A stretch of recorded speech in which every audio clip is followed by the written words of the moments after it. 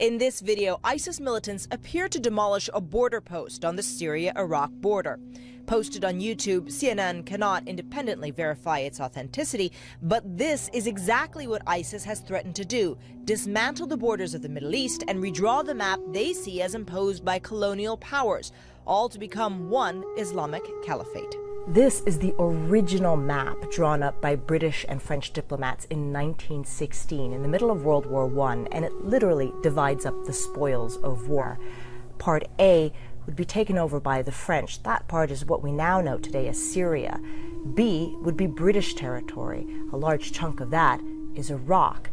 Before you think that this is ancient history, consider that this map became the basis of the modern Middle East, and ISIS has specifically said that they want to destroy the political boundaries that came about as a result of this map.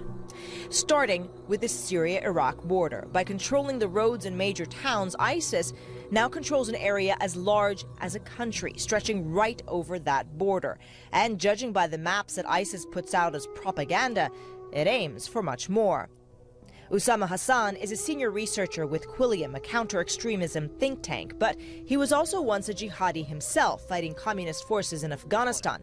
He explains the ISIS mindset.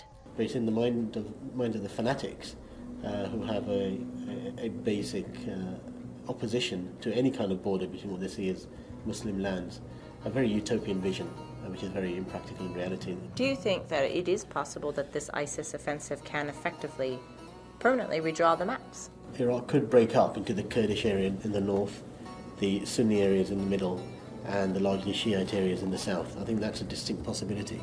A conflict that splits Iraq into Sunni, Shia, and Kurdish areas would have devastating consequences in the region. Now, the Shia-Sunni sectarian conflict, with the kind of very violent massacres and bloodshed which is being posted online, has the potential to incite Shia-Sunni tensions which are simmering underground in many of these countries. Far beyond Iraq. Far beyond Iraq. As I said, Saudi Arabia, Iran, Pakistan even, and Syria as well. Despite ISIS' lightning offensive, Hassan says the militants' gains may be short-lived. ISIS couldn't have taken all this territory without the implicit support of the Sunni tribes who refused to fight them, for example, laid down their arms and let them take over.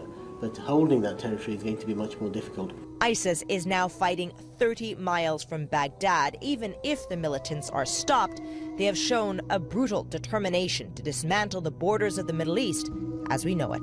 Atika Schubert, CNN, London.